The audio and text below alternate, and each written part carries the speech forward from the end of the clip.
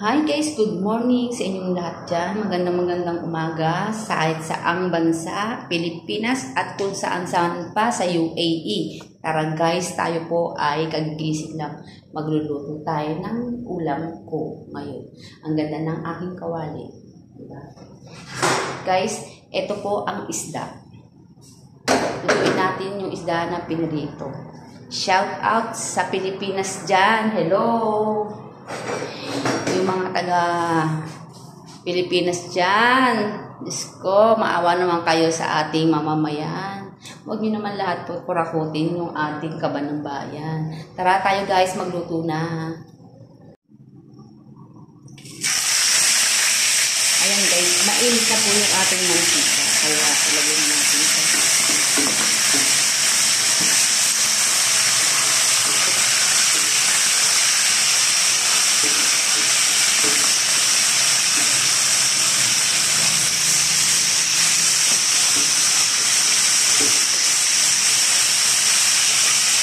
Ayan na.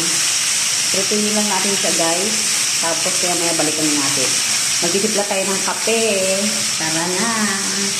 Kasi umaga ngayon is coffee is life. Dahil luto na ang ating isda. Ayan na.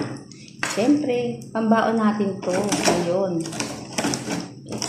Ilagay ko na ito sa maliit lang yung lagayan. Bahala na siya magsiksik. Ayan. May pang-ulam na ako ngayong araw. Bye! Thank you for watching. Please follow for more. Good morning guys. Tara, mag-video na tayo. Andito na naman tayo. Meron tayong sibuyas. Ayan. At meron tayong talong. Ito po yung talong. Pinirito ko na kanina. Ngayon, gagawin natin sa adobong talong. Ito lang sa pinakita kung paano siya i-prito kasi alam nyo naman ako paano mag-prito. Ayan ang talong. Lagyan natin siya ng sauce. Lagyan natin siya ng sauce. Toyo. Siyempre, may toyo. Meron din siyang suka. Ayan. Nawawala ba ang dato puti? Dato puti. Ayan. Siyempre, lagyan natin ng konting tubig. Makukulong lang natin ito guys.